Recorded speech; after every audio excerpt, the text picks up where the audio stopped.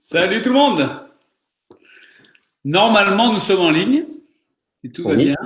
oui. Voilà. Bonjour Christophe. Bonsoir Christophe. Bonjour, bonjour à tous, vous allez bien? Plein de bisous, plein de bisous. Est-ce que vous êtes Donc, là pour il faut, inscrivez là pour qu'on sache si vous êtes là. non, non, c'est Là, là. Voilà. là, Voilà. Donc Christophe est à Paris, nous on est voilà, dans la Drôme avec l'équipe. ouais. Voilà. Si vos noms, votre RIB, c'est à gauche, à droite. Ah voilà, ça y est. Anna est la première. Bonjour Anna. Nani, ouais. Nani, On est là sur la place. ouvre Oui, la il y a salle du monde. là. Ça y est, on est Alex, 60. On n'a pas commencé, on est 60. Dominique. 70. Ouais, waouh, waouh, tout le monde est là. Salut Dominique, Bonjour, Valérie. bonjour. Certaines fois, on a vos visages, c'est chouette, on reconnaît les personnes. On en profite pour dire bonjour à tous les modérateurs aussi de l'équipe qui sont là. Merci à tous. Bonjour les modérateurs.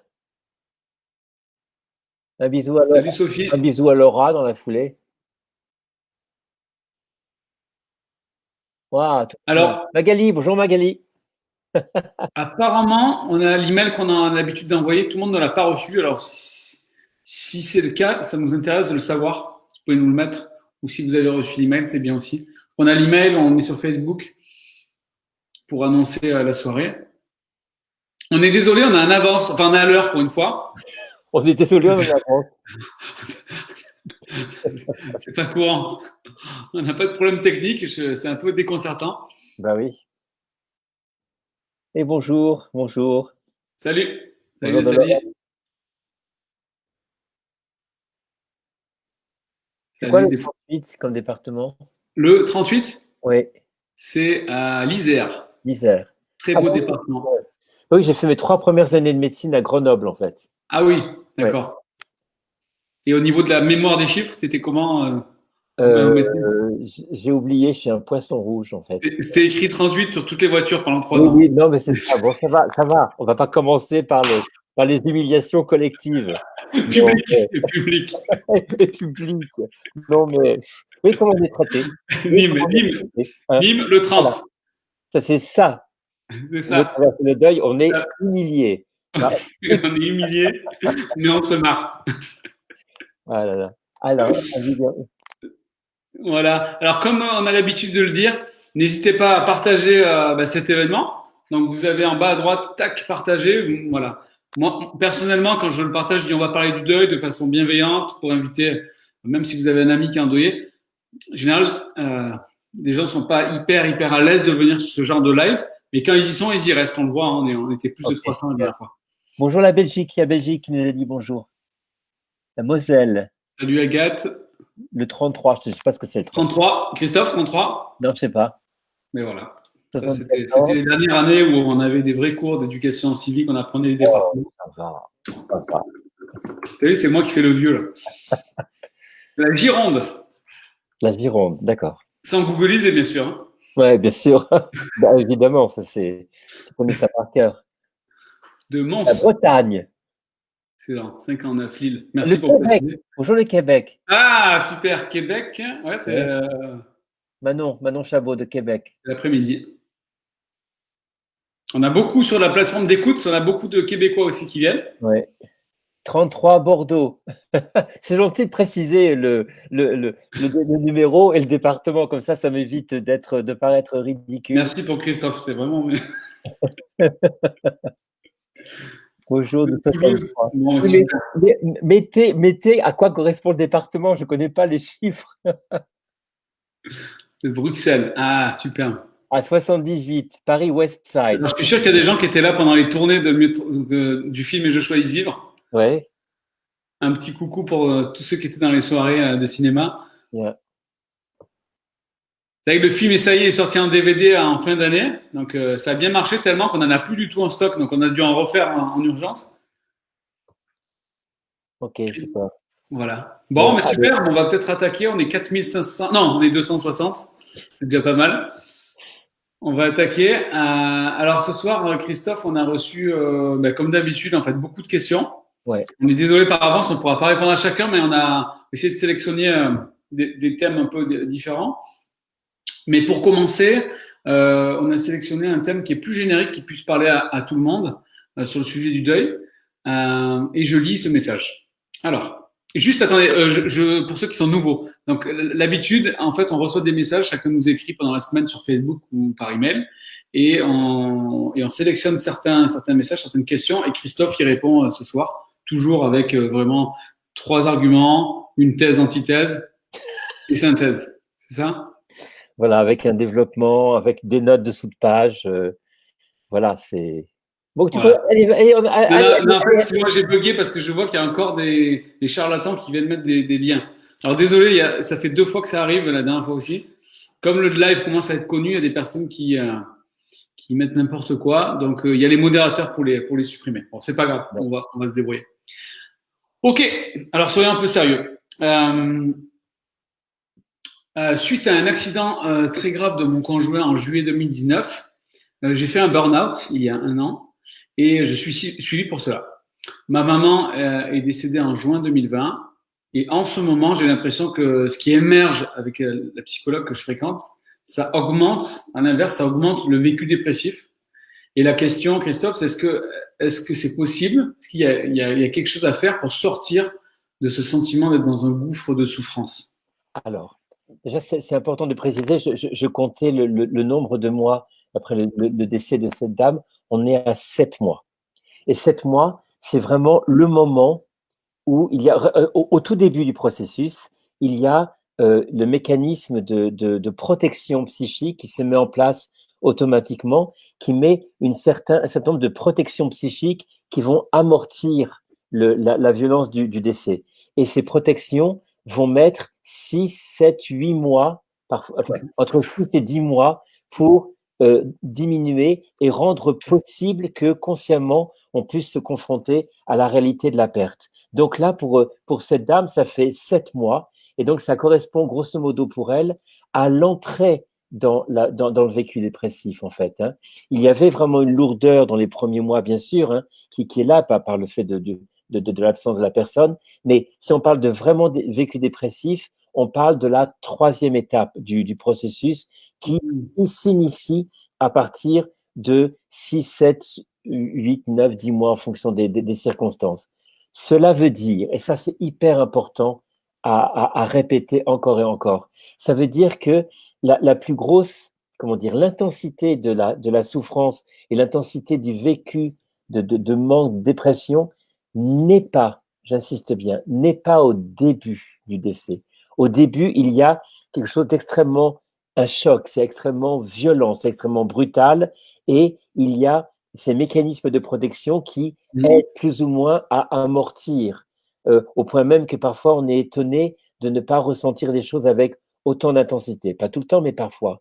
Il y a après la 2e étape de recherche où là, on va essayer de créer un maximum de conditions extérieures pour amortir la perte, à savoir, on met les photos partout, on écoute la musique, on met les pulls, on essaie vraiment de maintenir à l'extérieur la présence de la personne, mais on commence déjà, on est mal de toute façon, mais il y a quelque chose qui survient d'une autre tonalité. Et c'est cette 3e étape de déstructuration qui est caractérisée par le vécu dépressif.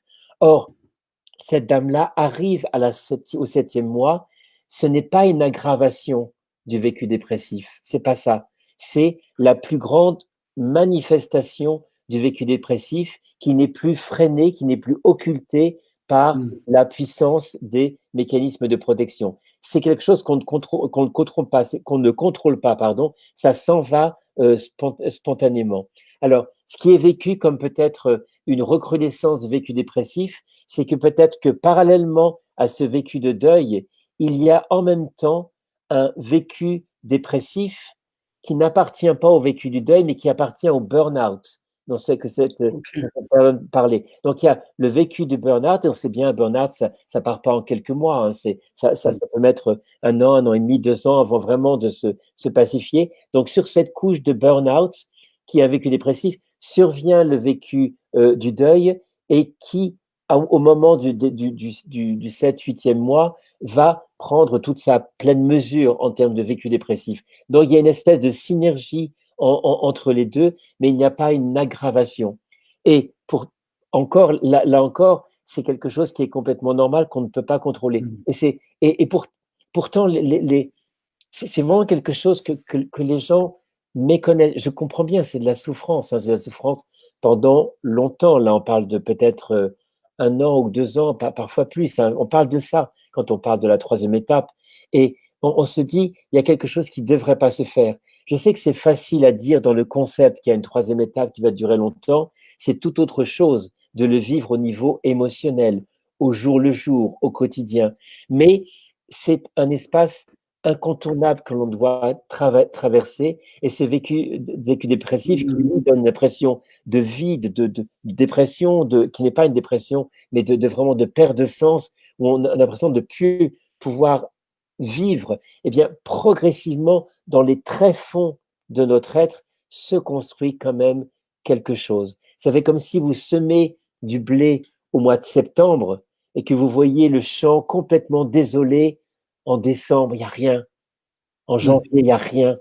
En février, il n'y a rien. En mars, il n'y a rien. Ça peut être complètement désolant. On se dit, mais rien se passe.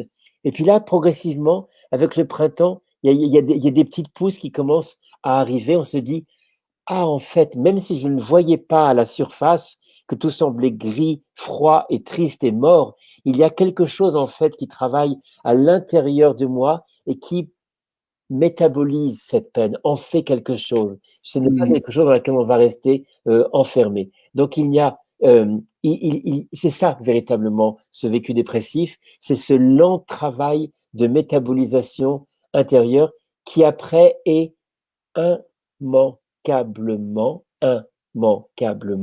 suivi d'une quatrième étape, mais qui va survenir tardivement. Je sais bien que la plupart des personnes, beaucoup de gens qui nous posent des questions sont à peu près à 6 mois ou à 1 an ou à 2 ans après le décès et se disent, mais c'est insupportable, combien c'est long? C'est long. Plus la relation a été intense, profonde, plus le processus va être long. Hein, je vous ai parfois dit, hein, après le décès d'un enfant brutalement, par exemple, ça peut être un chemin qui peut durer 4 ans, 5 ans avant de pouvoir savoir à l'intérieur de soi-même que vraiment cette quatrième étape est une réalité et qu'on peut se dire, oui, c'est vrai, je me sens apaisé, alors que peut-être 2 ans après, c'était impossible. Et on arrive à croire, quand on est dans ce vécu dépressif, même si on vous le dit, même si on vous le répète, vous arrivez à croire que maintenant c'est fini. Comme me disait encore une dame ce matin, en consultation, elle me disait, mais c'est fini, ça fait 2 ans, c'est impossible d'être heureux. Après, c'est impossible, je ne pourrai jamais. J'ai entendu Elle en est sûre quand elle t'affirme oui, ça. sûr. Et je vous ai entendu, j'ai entendu je sais pas, des milliers de personnes me dire la même chose avec la même conviction en disant, mais non, plus jamais, ça n'est plus possible. Je serai toujours à ce niveau de souffrance Mm. et jamais je pourrai Mm. accéder à quelque chose. Ça n'est pas le cas, mais ça demande vraiment une confiance qu'il y a un processus qui est là. Wow.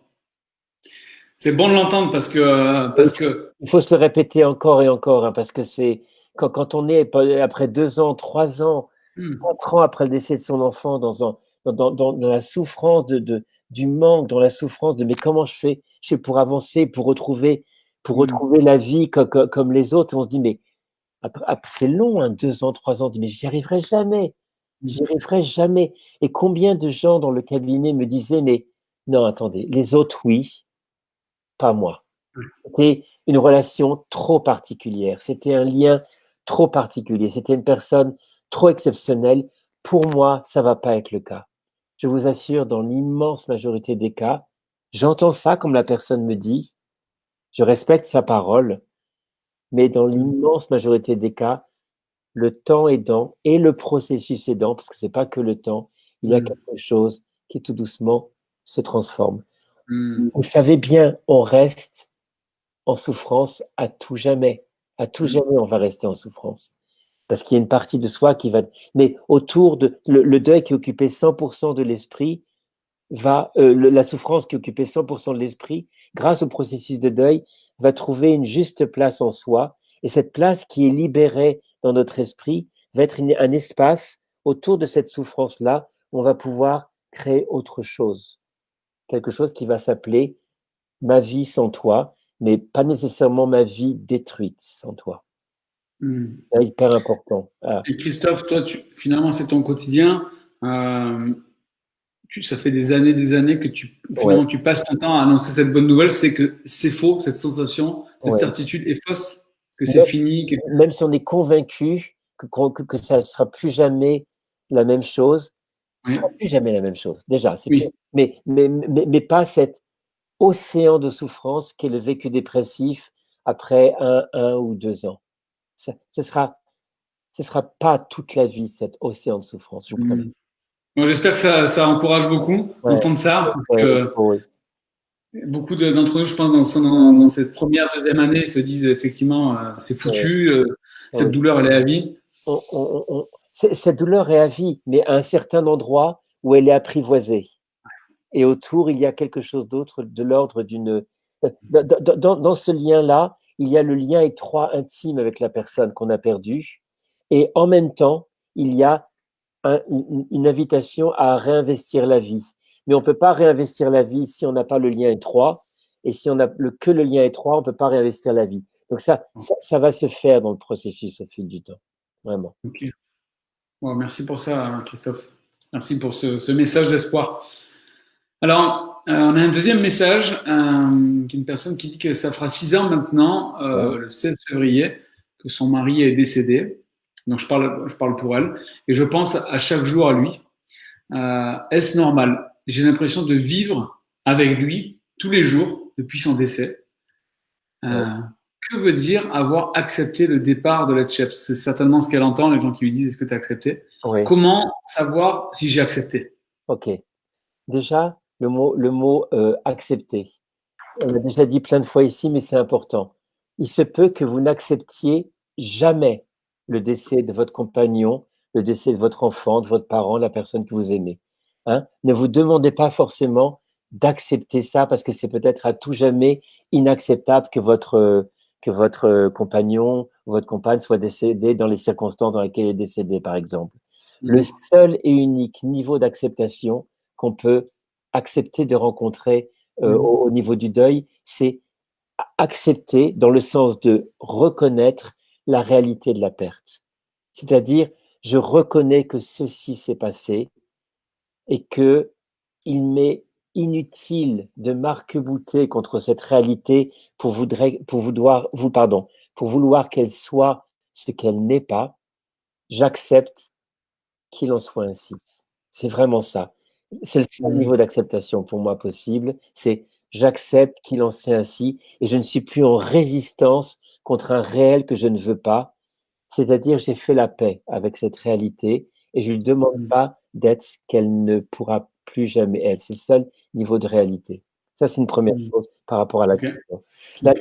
la deuxième chose, c'est là, la dame parle de 6 ans, n'est-ce pas? 6 ans C'est après le ça. décès. Donc, on est vraiment dans un processus qui, après le décès du conjoint, est vraiment très intégré. Et les gens s'imaginent, dans la croyance populaire fausse, que vivre le deuil, c'est oublier la personne. Non, c'est justement ça. C'est le fait de ce lien intérieur dont je parle dans la quatrième étape. Créer le lien intérieur, c'est là, c'est un lien où on est tout le temps avec la personne. D'accord. On y pense, elle est tout le temps dans les pensées, tous les jours. Je vous assure que je ne connais pas une personne en deuil qui n'a pas, ne serait-ce que une fois ou une seconde par jour, une pensée ou quelque chose qui est de près ou de loin en lien avec la personne disparue. Et ça, c'est la signature que le processus s'est bien déroulé et qu'on n'a plus ménagé en soi un espace où cette personne existe à tout jamais. On a perdu le Mhm. lien extérieur, objectif dans la vie, mais on s'est rendu compte qu'il y a, grâce au processus de deuil, un lien intérieur indéfectible, indestructible, qui s'est construit à l'intérieur de soi et qui fait que on est tellement sûr que ce lien est là maintenant qu'on peut même s'offrir le luxe de penser à autre chose, faire des D'accord. projets, aimer d'autres personnes, parce qu'on sait que dès qu'on se connecte à la personne, on a aussitôt la connexion avec cette personne-là. Donc, ça rend possible même de ne pas penser à elle pendant peut-être toute une journée, peut-être même une journée, mais Et sans simplement culpabiliser. sans culpabiliser parce que on sait qu'on l'a pas perdu. C'est-à-dire qu'en se couchant, juste avant de fermer les yeux, on dit tiens, bonne nuit, on pense à la personne et pff, ça y est, on y est reconnecté. Et il y a quelque chose de très doux dans cette connexion intérieure, mais là, on est vraiment dans le stade vraiment de quatrième étape, et cette relation va continuer à vivre toute sa vie. Et il n'y a absolument rien de pathologique de penser tous les jours à la personne qu'on a perdue, parce que la plupart du temps, c'est ça qui se passe. On y pense tous les jours, en même temps qu'on est en lien avec le monde et les autres personnes avec qui on interagit.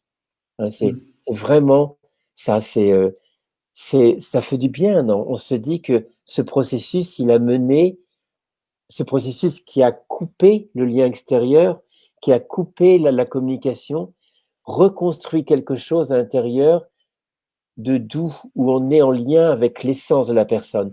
Alors, lien avec l'essence de la personne, c'est-à-dire on n'a plus forcément des images claires, on n'a plus forcément des sons clairs de sa voix même la sensation de sa peau. On a peut-être perdu ça, des choses objectives, mais Mm. on se rend compte qu'on a créé le lien avec quelque chose de l'essence de la personne, Mm. son essence même, qui n'est pas forcément connectée à des images. Hein. Ça peut être presque une expérience intérieure de proximité, de douceur, mais qui ne va pas forcément passer par des mots, par des souvenirs ou par des souvenirs sensoriels.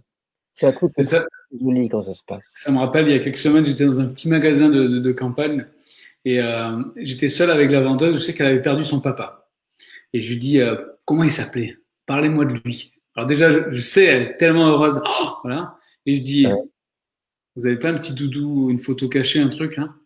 Et donc là, et je dis, vous savez que c'est bon d'avoir ça. Vous savez, vous pouvez le montrer. Elle dit, mais oui, Ah, mais super. merci, mais merci. Et là, alors là, ça a duré Ça faisait combien de temps qu'elle avait perdu ce... ça faisait une année à peu près. Ah d'accord, c'est un an. Là, on part de Ouais, loin dans juste le après, temps. voilà, Ouais, parce que c'est après, c'est toute une vie. On garde le lien toute une vie, toute une vie. Et c'est pas parce qu'on le garde le lien toute une vie que des gens disent ah j'ai pas fait mon deuil, expression qui veut rien dire, parce que j'y pense tous les jours. Non, non. Au contraire, j'ai harmonieusement traversé mon deuil parce que je sens cette présence en moi et que je peux y aller ou repartir facilement parce que c'est implanté en moi, c'est en moi.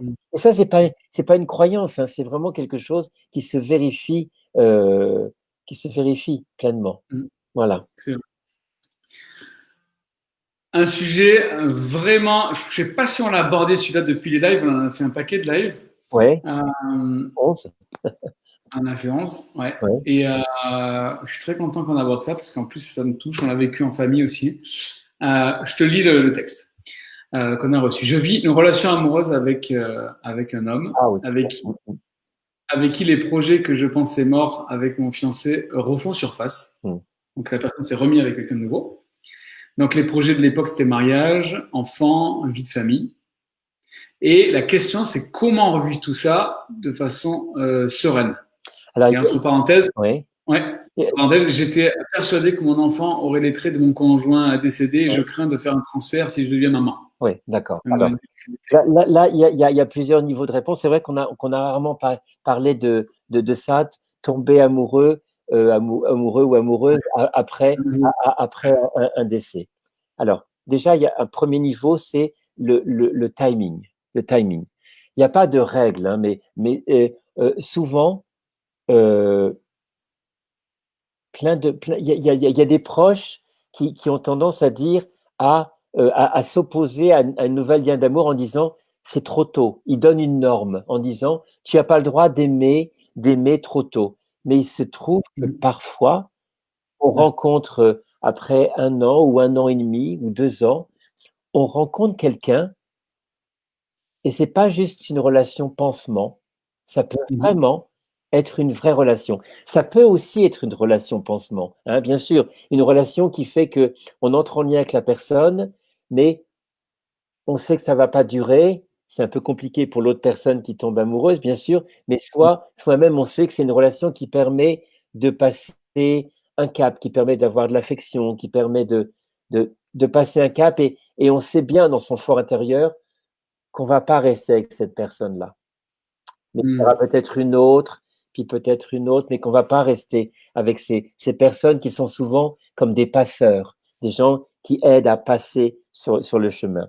Mais parfois, et c'est pas aussi rare que ça, il se peut qu'on rencontre, je parle par exemple d'une dame que j'accompagne, qui a rencontré après le décès de son mari, décès brutal de son mari, un homme qu'elle adorait, hein, qu'elle adorait.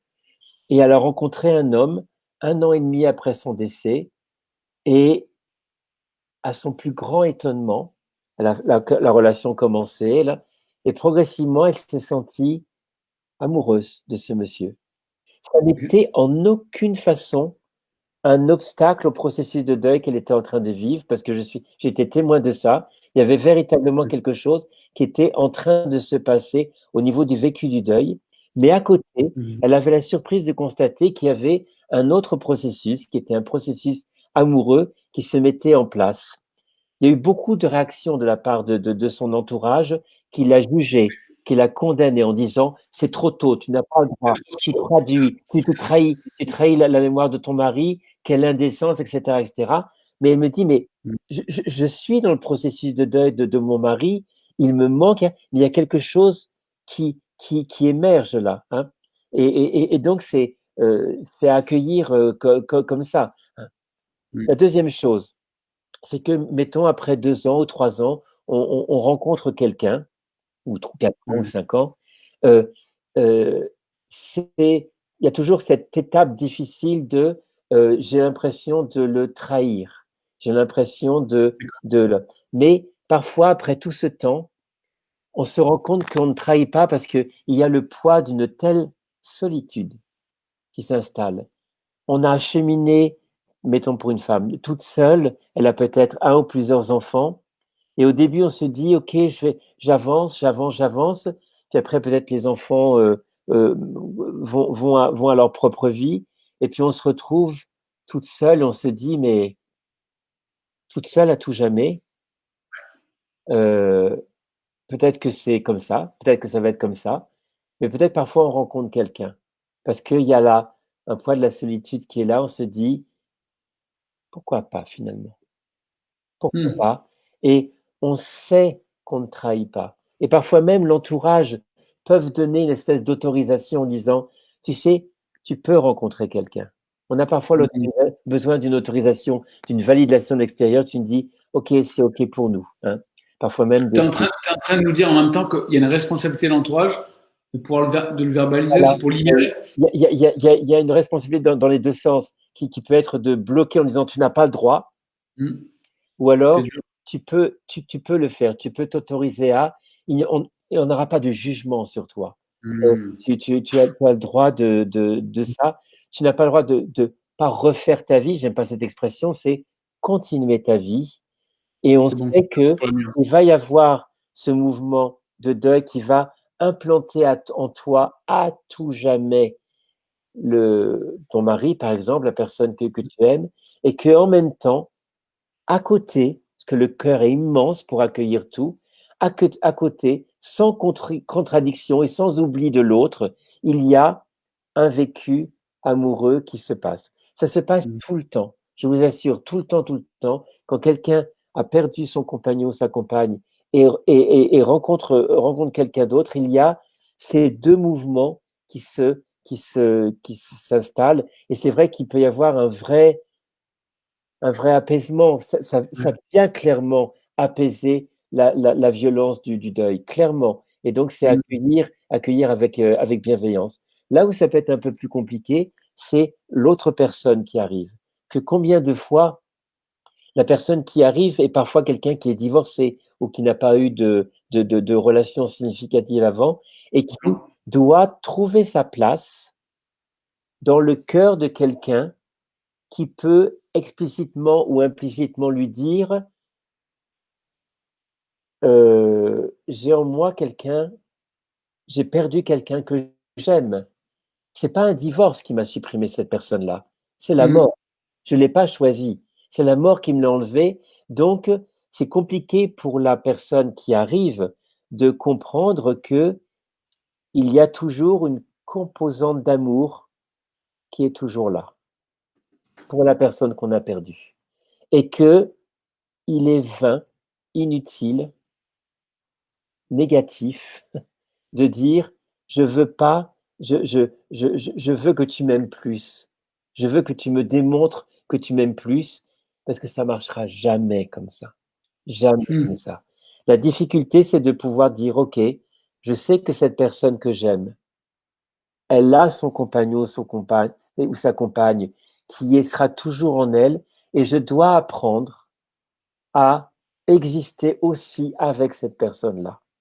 Cette Mm. personne-là, si j'aime cette personne qui est en deuil là, je dois accepter au plus profond de mon cœur, et c'est pas facile, je dois accepter qu'il y aura toujours une partie d'elle ou de lui qui sera toujours fidèle à Mm. cette personne disparue.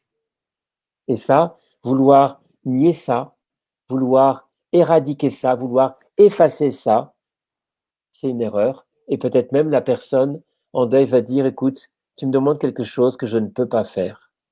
Mm. Et, et c'est compliqué pour la personne qui vient d'arriver dans la vie de la personne, c'est de se rendre compte que, par exemple, pour l'anniversaire du décès, la personne a peut-être envie d'être toute seule avec ses enfants, sans que le Ouais. nouveau compagnon soit Ouais. présent. Peut-être Mm. qu'il y a toujours des liens très forts avec la belle famille qui est Mm. conservée. Et il peut y même y avoir parfois les enfants de cette personne-là qui sont un peu dans la Ouais. défiance en disant: «Mais tu es qui toi? Heu, tu vas pas remplacer mon père, hein, c'est hors de question». Les enfants de divorcés. Ouais. Heu, donc on est un peu dans une configuration de famille Mm. recomposée, mais là c'est pas le divorce, c'est la mort qui est imp donc oui, il faudrait qu'on y revienne un jour parce Ouais. que c'est un sujet vraiment, important, mais c'est compliqué pour les 2. Compliqué pour la personne qui a envie de se laisser aller à ce mouvement d'amour et c'est bien légitime, tout en vivant en même temps le vécu du deuil et du manque. Ça peut être très, très troublant, très compliqué. Et en Mais même c'est temps, faisable. oui, complètement faisable, bien sûr, hein. Et Mm. l'autre personne qui doit trouver sa place dans ce Mm. processus de deuil, mais sans jamais attendre que la personne y renonce. C'est pas un ménage à 3, hein, bien sûr, mais c'est vraiment Mm. accepter que la personne qu'on aime maintenant est la personne qu'on est, parce qu'il y a dans son histoire aussi un autre homme ou une autre femme qui l'a faite telle qu'elle est et c'est cette personne qu'on aime. Donc peut-être se Mm. dire, peut-être dans son cœur, je ne sais pas comment faire ça, mais je ne sais pas comment le dire, mais faire copain, faire copain avec sa personne, ce compagnon par exemple qui a disparu en disant, bah, écoute Pierre, s'il s'appelait Pierre, euh, je vais aimer Nathalie, je vais prendre le relais de toi. Tu n'es pas là dans le monde, tu es là en elle, et je vais essayer de Mm. faire copain avec toi pour continuer avec elle dans le monde en respectant ta place, en respectant ta présence, en respectant ton existence et en étant très conscient de d'où est ma place. Parce que c'est pas simple non plus. On se dit, waouh, je suis dans ce lien avec cette femme, par exemple, parce que son mari est mort. Si son mari n'était pas mort, je ne serais pas là. Pas simple, hein, à accepter, c'est-à-dire, mais quoi, je suis en solde, je suis une deuxième main, non, c'est pas ça. C'est vraiment un lent chemin et parfois il faut vraiment une bonne compréhension du processus du deuil, par le nouveau compagnon, la nouvelle compagne, pour vraiment comprendre les enjeux et que c'est quelque chose contre laquelle on ne peut pas exiger à l'autre personne de ne plus parler du conjoint décédé, de faire comme s'il avait jamais existé. C'est inutile et de toute façon, ça risque de casser la relation parce que la personne en deuil va dire ça, je ne veux pas accepter. Tu m'aimes comme Et ça. puis souvent, je crois que c'est le réflexe de se dire, vous ne voulez pas en parler. C'est Oui, pour oui. la personne. Gilles, c'est possible cette acceptation. Oui, c'est possible cette acceptation. Ça demande un vrai travail, hein. Ça demande beaucoup, beaucoup d'intelligence déjà dans le couple beaucoup de... Vous savez ce que ça peut faire émerger? Excuse-moi, la réponse est un peu longue, mais ce que Ouais. ça peut faire émerger vers la personne qui aime cette personne en deuil, ça peut faire émerger beaucoup d'insécurité sur le fait et réactiver peut-être des choses de son passé, de son histoire. C'est suis-je vraiment aimé à ma mesure? Suis-je vraiment aimé tel que je suis? Et ça peut éveiller des vieilles choses du passé. On a eu un doute sur sa valeur, ou on a eu un doute sur le fait qu'on était vraiment aimé de ses parents, de ses frères et sœurs, de son entourage. Puis là, on arrive auprès de quelqu'un qui dit, oui, je t'aime, mais il y a quelqu'un que j'aime aussi d'une autre manière, mais le cœur est assez grand pour vous accueillir tous les deux. Et ça peut pointer des fragilités de la personne, du nouveau compagnon, de la nouvelle compagne, qui, euh, qui se rend compte en fait qu'elle a des enjeux antérieurs à la rencontre, qui étaient des enjeux de fragilité d'estime de soi ou de questionnement sur sa propre valeur. Et c'est souligné de façon aiguë par le fait de se dire, waouh, mais est-ce que je suis vraiment aimé par cette Hmm. personne-là? Mais c'est un vrai chemin. C'est pas simple, mais ça se passe. Vraiment, ça se passe. Et c'est pas simple parce que c'est pas si courant que ça de voir une personne veuf ou veuve qui recrée un nouveau couple. Oh, Et si, quand même. Si, quand même, oui. Oui, oui. Bien, moi, bien sûr, c'est un petit peu plus compliqué si on, je sais pas, enfin non, non, ça veut rien dire. J'allais dire après un certain âge, c'est peut-être plus compliqué, bien sûr. Bien sûr, si on a perdu ce compagnon à 70 ans, 80 ans, c'est vrai, c'est c'est vrai que après. la dynamique est plus compliquée, mais c'est peut-être si on est Hmm. peut-être, je sais pas, 30, 40, 50 ans, là, bien évidemment, et c'est non seulement possible, mais je l'ai vu plein de fois. Et souvent, je suis amené le nouveau compagnon, nouvelle compagne, souvent est amené à prendre un rendez-vous pour dire, j'ai besoin que vous m'expliquiez des choses parce que c'est quoi ma place exactement dans Ouais, tout ça? Est-ce que je suis légitime, pas légitime? un peu Donc, c'est un bouleversant. vrai travail qui est parfois un petit peu douloureux, hein. Faut pas le cacher, hein. Moi, je l'ai vécu il n'y a pas longtemps avec des proches, une personne qui a perdu son épouse et qui a rencontré une jeune fille de 69 ans Ouais, qui était veuve assez tôt. ouais. Euh, ils se sont rencontrés, ils se sont enflammés dans la relation, mais vraiment, non, mais comme des jeunes de 20 ans, c'était très marrant à voir de l'extérieur. Et puis, et c'est marrant parce que la personne dont je parle, c'est quelqu'un d'assez introverti, très calme, qui veut brusquer personne. Mais je suis allé lui voir et le titiller un peu, lui dire, t'as pas peur qu'on te dise c'est trop tôt, c'est trop rapide? Il dit, écoute, avec la souffrance qu'il a vécu, la perte de sa femme par la maladie, c'était très long. Ouais, Après ce que j'ai vécu, aujourd'hui, je veux vivre et je veux être heureux. Personne ne m'empêchera ça. ouais, Et en fait, il a eu très peu de mauvaises remarques en réalité. Ils sont mariés dans une petite chapelle magnifique et ils sont ouais. tellement heureux et on a Voilà, le même processus qu'un jeune couple. voilà. Et c'est en même temps, je suis sûr et certain quand tu me dis ça, qu'il était d'autant plus apaisé d'entrer dans ce nouveau lien qu'il avait intégré pleinement et de façon pacifiée le lien avec son épouse décédée, hein. C'est Et pourtant, un an après, ça paraissait rapide pour exactement ça. peut-être. Ça peut être un an après, hein. N'oubliez pas que quand on est dans l'accompagnement d'une maladie, d'une longue maladie, il y a quelque chose en nous qui commence déjà tout doucement dans les tréfonds de notre être, le processus de deuil. Donc c'est pas s'il y a une très longue maladie, le processus a déjà commencé avant le décès. Ce qui fait que un an après le décès, ça fait peut-être un an plus un temps inconscient, mais qui était quand même un temps de deuil. Il faut D'accord? plusieurs années. Hein. Ouais. Et donc, s'il y a eu plusieurs années de maladie, de dégradation, de choses comme ça, en fait, psychiquement, on est déjà en fait en train d'entrer dans le processus. On ne le choisit pas, hein. C'est pas qu'on est en train d'abandonner la personne, mais c'est dans les tréfonds de nous-mêmes, au-delà même de notre conscience, il y a quelque chose qui a pu s'initier, qui fait que un an après, on est déjà prêt. Mais c'est pas un an après, c'est peut-être un an plus beaucoup plus de temps qu'on imaginait. Hmm. D'accord? Christophe, j'ai envie de te poser une question pour aller plus loin sur ce sujet, parce que je vois qu'il y a beaucoup de commentaires, il y a Ah beaucoup de oui. personnes concernées.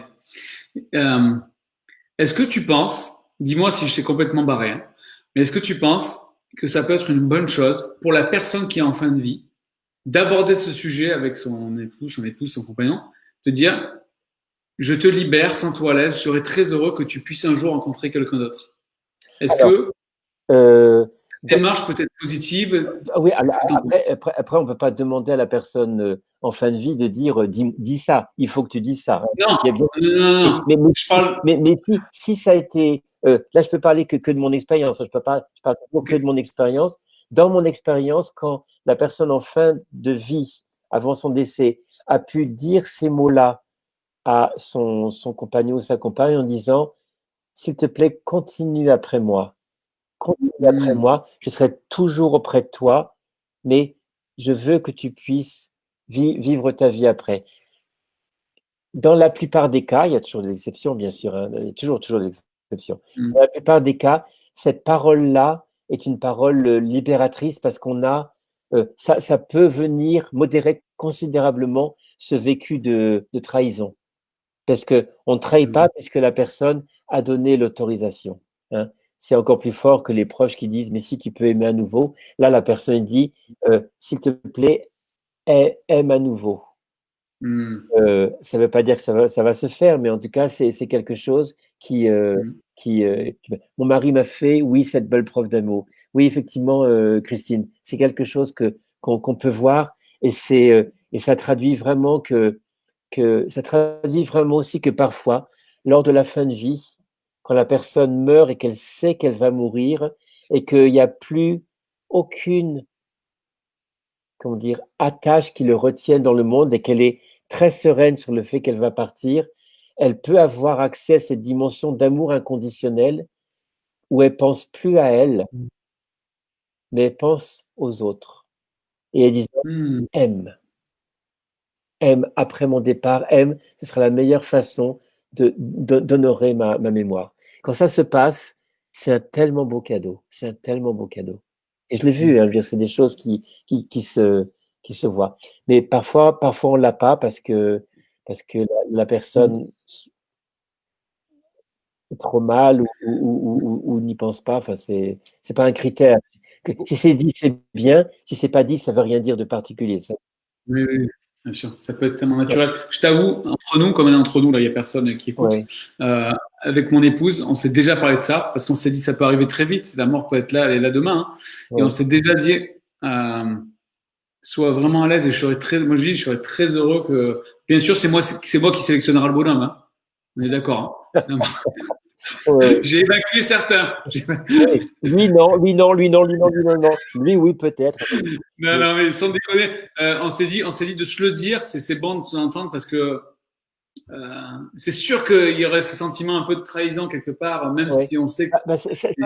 C'est bien, c'est bien, Damien, de le partager parce que euh, on n'a pas besoin d'attendre la maladie grave ou tout pour parler de ces choses-là. C'est vraiment très sain et pas du tout morbide de dire bah tiens, je t'aime tellement que si je viens mourir, j'aimerais que tu continues à être heureuse.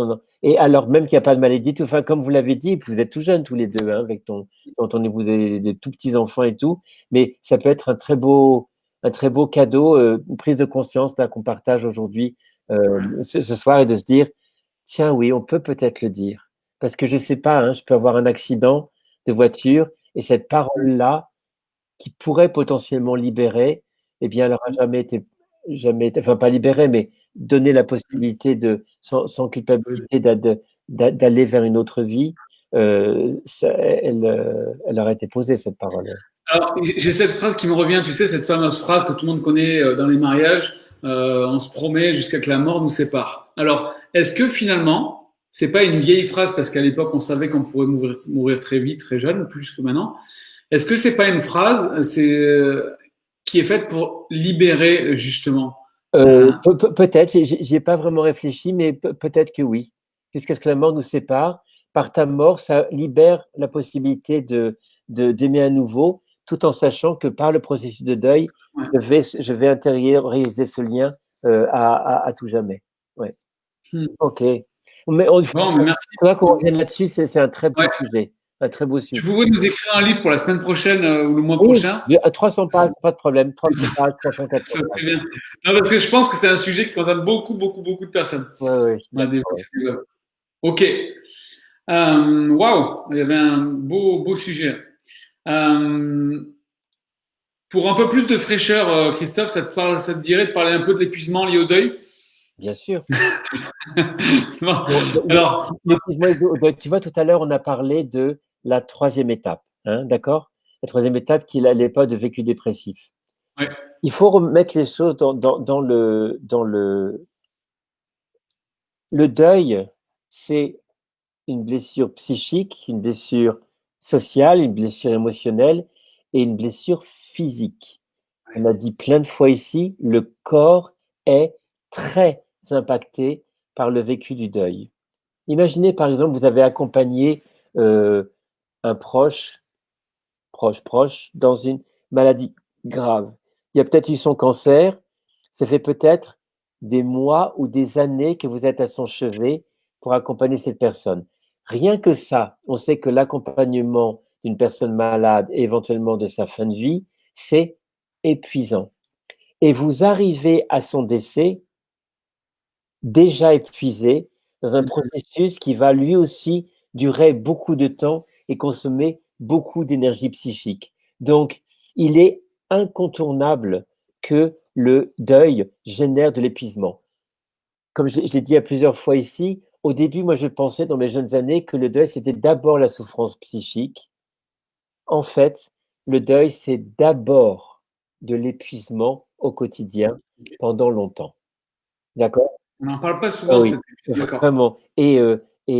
Cet épuisement pendant longtemps, il souligne encore et encore et encore combien une attention au corps est un allié décisif pour le vécu du deuil. Ça veut dire quoi? Essayer du mieux possible de dormir par tous les moyens qu'on peut, médicamenteux ou pas médicamenteux, mais trouver de se reposer. C'est un marathon, il faut se reposer. Une alimentation de la meilleure qualité possible, de l'exercice physique. Je le répète en boucle, c'est un atout considérable. Pas Ok. du jogging, mais de la marche ou du jogging si on veut, peut-être du yoga, du pilates, du vélo d'appartement, une marche avec... même si vous n'avez pas envie, et on n'a pas envie, faites-le. Parce que vous mettez votre corps en mouvement, et en mettant votre corps en mouvement, vous générez des endorphines. Et les endorphines, c'est l'équivalent de la morphine qui a un effet apaisant pour le corps. Plus un corps est douloureux, moins on a envie de le bouger.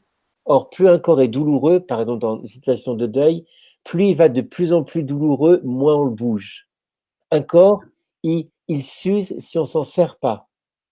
Un corps est en bonne santé si on l'use, si on le fait bouger, c'est en mouvement. Donc, c'est votre allié, c'est un énorme allié de faire un minimum d'exercice physique et aussi de tout ce qui est lié au corps par les massages. Vous savez, des fois, on n'est plus touché, son compagnon ou sa compagne décède, il n'y a plus personne qui nous touche. On n'est plus serré dans les bras, non, plus maintenant, quoi. On n'est plus touché. Donc, ça peut être des massages, ça peut être des, des, des, des- du reiki, ça peut être de la fascia, ça peut être bouger ou faire du qigong, faire du tai chi, bouger le corps, faire circuler les énergies, de l'acupuncture, de la réflexologie, de l'auriculothérapie, enfin, toutes ces choses-là qui peuvent vraiment être des soins pour le corps, apaiser l'esprit aussi avec des huiles essentielles, de lavande ou autre. Euh, enfin, un gros focus sur le corps, c'est vraiment un des meilleurs alliés pour contrecarrer cet épuisement. Et c'est un effort sur la durée. Parce qu'en plus, ça peut vous aider à créer des routines. C'est-à-dire, vous faites l'habitude, contre vents et marées, 2 à 3 fois par semaine, de faire une activité physique.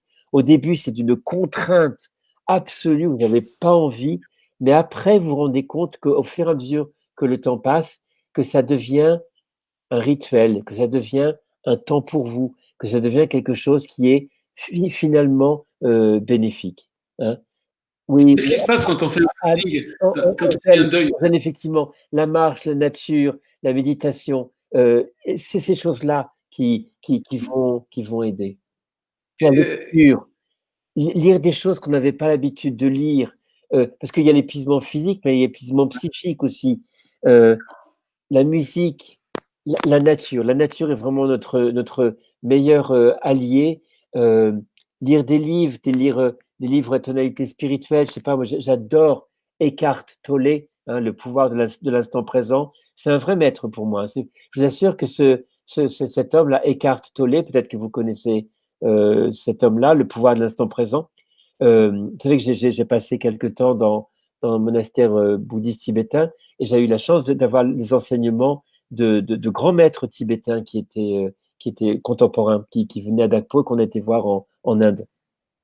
Eh bien, certains de leurs enseignements, j'ai pu seulement les comprendre en lisant Eckhart Tolle. Parce qu'Eckhart Tolle, il a un langage occidental qui m'a permis de comprendre certains enseignements de maîtres tibétains dont le langage était un petit peu trop hermétique pour un occidental et que c'est vraiment d'une aide considérable. Moi, c'est vraiment un, un homme qui, par ses livres et puis ses conférences sur YouTube, en anglais, c'est mieux parce que les traductions ne sont pas toujours terribles, mais c'est vraiment quelque chose de très bénéfique et peut aussi aider à amener cette dimension spirituelle dans laquelle on est très très souvent invité quand on se confronte à la mort, à la vie, à l'idée de la continuité de la conscience après la mort et tout. Donc tout ça se met dans l'épuisement physique et psychique Hmm.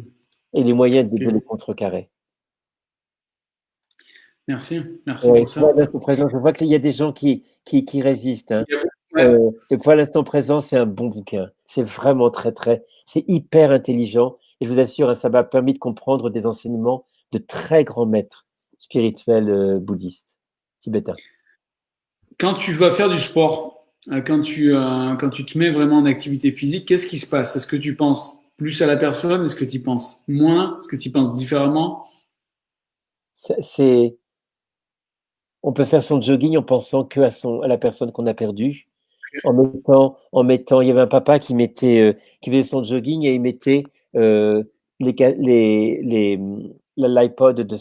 le MP3 de son garçon. Il ne pouvait courir qu'avec la musique de son garçon. Donc il était Hmm. baigné de son garçon. Hein, Moment. il ne pouvait faire du sport qu'avec le jogging de sa fille. Hmm. C'était un temps pour elle de connexion intime euh, avec son enfant. Bon. Ah, Pour finir, oui, pour finir, on a une petite question. Christophe, on a un sujet qu'on n'a jamais abordé, Ouais. qui pour moi ce soir est vraiment d'une grande importance, et j'aimerais vous inviter à chacun de partager ce live maintenant, parce que je pense qu'il va faire du bien à beaucoup, beaucoup de personnes et beaucoup de familles. On va parler d'accorder le pardon pour mieux vivre le deuil. Ah, waouh, d'accord, oui. Et franchement, je vous invite vraiment là, en bas à droite, partagez, Alors, partagez. alors, pas forcément, non, non, je reformulerai de mieux. Ok. Vas-y, vas-y, reformule. La question du pardon au cours du deuil, c'est pas comment pardonner, hein, parce que parfois on ne pourra jamais pardonner, d'accord? Ok.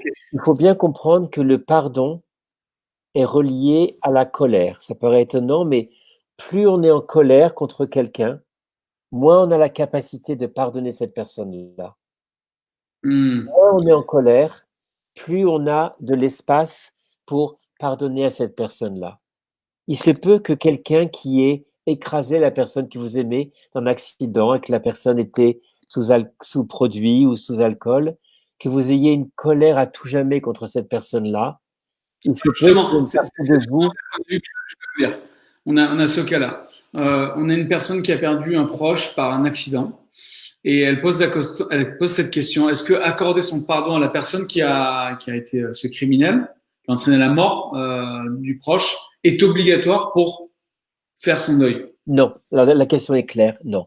Parce que j'ai plein d'exemples, hein. Je travaille avec beaucoup de parents, enfin pas beaucoup, mais beaucoup de parents dont les enfants ont peut-être été soit des homicides, soit des nounous qui ont fait des, des, des actes qui ont entraîné volontairement ou pas la mort de l'enfant, et soit des compagnons ou des compagnes qui ont eu un accident et la vie s'est arrêtée brutalement à cause d'un accident. Euh, le pardon n'est pas la condition sine qua non, indispensable pour qu'il y ait un vécu de deuil harmonieux. Hein. Il peut y avoir, j'ai le souvenir de quelqu'un en tête là, qui est vraiment dans une incapacité à pardonner l'acte impardonnable qui a conduit à la mort de son mari, et pour autant, très clairement, son processus est harmonieux. Vraiment, son processus est harmonieux, mais il y a quelque chose là, qui lui est impossible de dépasser et qui est une colère fondamentale contre cette personne qui a eu cet acte irresponsable de monter dans sa voiture alors qu'elle n'était pas en mesure de prendre la route. Donc, c'est pas antinomique. Hein, c'est pas antinomique. Et pour que ce soit c'est aussi une question difficile, c'est que parfois, pour que le pardon soit possible, je ne dis pas tout le temps, mais pour que le pardon soit possible, c'est plus facile quand celui qui a offensé reconnaît à la personne, que l'offenseur reconnaisse à la personne qui l'a offensé l'offense qu'il a faite. Parfois, l'offenseur ne veut pas ou refuse ou ne sait pas reconnaître l'offense vis-à-vis de l'offensé. Et cette difficulté ou impossibilité au refus de celui qui a offensé de reconnaître l'offense peut bloquer la possibilité à l'offensé de pardonner. Donc ce n'est pas que la personne offensée qui a la main sur la capacité au pardon. Il faut que l'offenseur crée les conditions du pardon aussi. Le pardon, c'est un truc qui n'est pas unilatéral, c'est un truc à deux voies. Je parle de facilitation. Hein. Il y a des personnes qui, même si l'offenseur n'a pas reconnu l'offense, qui ont quand même la capacité de cheminer intérieurement dans quelque chose qui sera de l'ordre du pardon. C'est-à-dire pardon, c'est quoi aussi, hein? C'est de se dire, je te libère de tout grief. Je ne sais pas si c'est exactement ça le pardon. Mais très souvent, la personne ne dit pas pardon et donc le pardon est impossible pour la personne qui a été offensée ou blessée parce que elle a besoin, comme prérequis à son pardon, qu'il y ait reconnaissance de la blessure qui a été faite.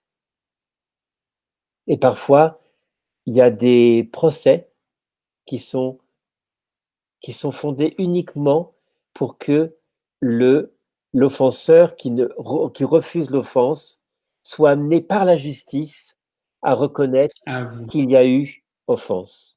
Et c'est là où il y a peut-être réparation, dans le sens de, OK, il reconnaît, il y a réparation, et on le fait aussi euh, en, d'une certaine façon, certaines personnes ne peuvent pas pardonner parce qu'ils ont l'impression que s'ils pardonnent à la personne qui a tué, par exemple, l'autre personne, volontairement ou pas, ce serait une trahison de la mémoire de la personne. Qui suis-je, moi, pour pardonner à cette personne de t'avoir retiré ta vie? Hein.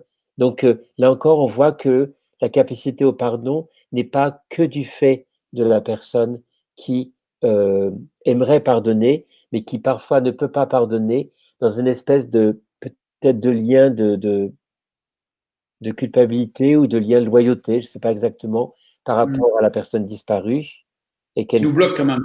qui peut bloquer, et aussi par l'attitude de la personne offensée qui ne fait pas amende honorable, qui ne vient pas voir en disant je ne pourrais pas réparer ce qui a été fait, mais du mieux que vous le pouvez, pouvez-vous me pardonner? Et là, quand on est en position peut-être d'avoir cette requête-là, que la personne dit oui, vous faites cette démarche-là, et parce que vous la faites, je peux accorder ce pardon. Mais c'est uniquement parce que vous la faites. Si vous ne l'avez pas fait, j'aurais pas pu. Parce que voilà, donc c'est là encore, hein, c'est une question hyper importante, mais tu penses que j'ai répondu assez clairement? Oui, et en même temps, ça ouvre, hein. Je vois les C'est bon. commentaires. En fait, oui, parce que là, je vois, merci pour vos commentaires. Le pardon, c'est aussi le pardon mieux médical, c'est le pardon à soi-même, c'est le Oui, oui, pardon au oui. défunt. En fait, on ouvre beaucoup de. Je Oui, pense que c'est. effectivement le pardon, c'est très. Quand je parle l'offenseur, l'offensé, c'est peut-être, on s'identifie peut-être comme celui qui a l'offenseur, voilà, comment je peux me demander pardon? Et là, on rejoint la culpabilité. Comment je peux demander pardon à la personne qui a trop fumé et qui a déclenché un cancer du poumon et que c'est à cause de ça que cette personne est morte? Comment je peux pardonner à ce chauffard qui a monté dans sa voiture et qui a tué mon enfant? Donc, c'est effectivement, le pardon, c'est un sujet vraiment, vraiment immense, mais j'espère avoir donné des petits éléments de réponse dans le sens où ce n'est pas obligatoire au processus de deuil et que le pardon n'est pas le seul fait, la seule responsabilité, la seule capacité de la personne qui est en mesure de donner ce pardon. Ça, il y a d'autres choses qui doivent être réunies pour que ça puisse véritablement se faire. Le pardon, enfin, le non-pardon, le pardon et la colère. La colère, elle, est brutale pour le processus du deuil, peut nous Euh, limiter.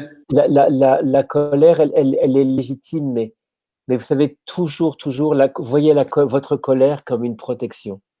La colère, vous grattez la colère, vous avez toujours de la souffrance. Donc, au lieu d'adresser la colère en tant que telle, oui, on peut bien sûr le faire, mais il est toujours, quand quelqu'un est en colère, crie, hurle, vipitère comme ça, on lui dit, OK, quelle est la souffrance qui est sous ta colère? Quel est le terreau dans lequel ta colère prend racine? Et c'est beaucoup plus authentique là, d'interroger la souffrance sous-jacente à la colère que de s'arrêter simplement à l'énergie de la colère qui se manifeste, mais de façon légitime. C'est pas légitime, c'est pas illégitime la colère, mais des fois on peut pas aller plus loin parce que c'est la souffrance qui est le vrai message en fait au-delà de la colère. Mais merci Voilà. beaucoup. Hein. Merci pour ça. On a parlé de beaucoup de choses. On a parlé du vécu, du vécu dépressif. Tu nous as beaucoup détaillé. Qu'est-ce que ça représentait.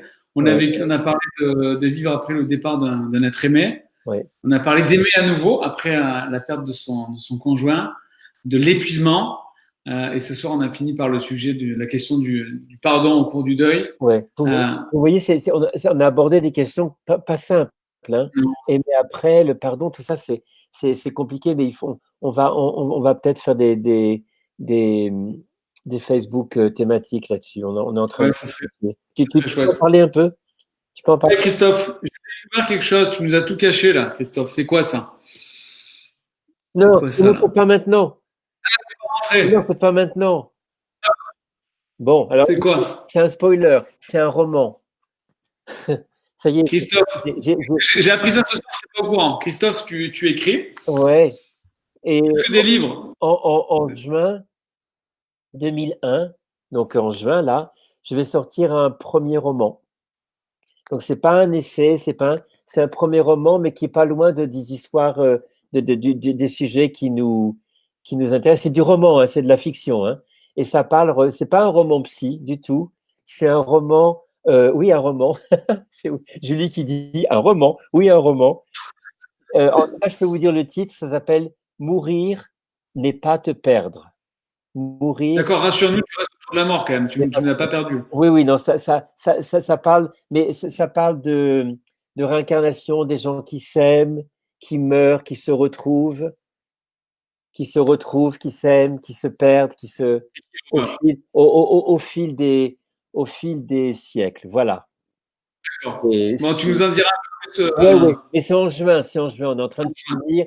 Là, ce garçon, là, je vais le montrer à la couverture à l'instant et il vient, voulez vous la montrer. Mais non, je n'ai pas le droit de vous la montrer encore. Je sais Voilà. pas, moi, je sais rien. Tu fais des choses en cachotier. Voilà. En tout cas, avant de dépenser de l'argent dans ton bouquin, vous avez trouvé une solution, et vous hein, simple et pas cher. Allez courir, allez faire du sport. Voilà. L'exercice physique. Garçon est désespérant. Bon, allez, je fais. Cette note. Merci tout le monde. N'oubliez pas, n'hésitez vraiment pas à aller sur la plateforme. Et Vous savez, le prochain Facebook. Le prochain le Facebook. prochain, Oh là, on va vous proposer d'essayer une heure différente ouais. à 20 heures. Là, on s'est dit, pour ceux qui ont des enfants, c'est plus pratique. Mais on voulait juste essayer une autre heure à 20 heures la prochaine fois. Et ça serait, je me suis perdu là.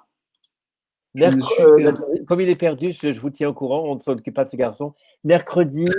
Non, Ah non, je, jeudi.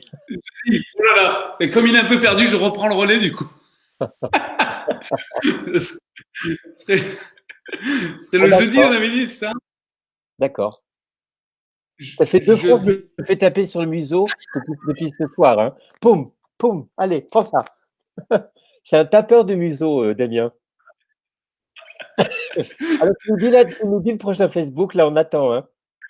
Et donc, ce serait jeudi 18 février, Voilà, du coup, à 20h. à 20h. On a changé de date et de jour. C'est lui qui a décidé. Hein. Non, c'est lui. C'est lui qui a décidé, hein. C'est pas moi. On va essayer, on essaye, voir si ça correspond à chacun. On était 380 aujourd'hui, on est encore plus nombreux que d'habitude. Voilà. Et on va essayer de vous préparer une petite surprise pour la prochaine fois, sortir un peu de nos habitudes. Ah Christophe bon? n'est pas au courant. Ah bon, d'accord, je suis pas au courant. On me cache Il y des aura trucs. Hein. On me cache des trucs. Bon, allez, un bisou, passez une bonne nuit. Et moi, vraiment, tous les deux, on est super heureux de faire ces Facebook-là parce que vous êtes là et on voit que ça fait du bien et ça nous fait du bien aussi de vous faire du bien. Vraiment, sincèrement. On est vraiment super contents de faire ça. Plein de bisous. Bonne Salut, nuit. rendez-vous sur les Facebook, sur la plateforme, partout. Allez, à bientôt. Au revoir. Salut.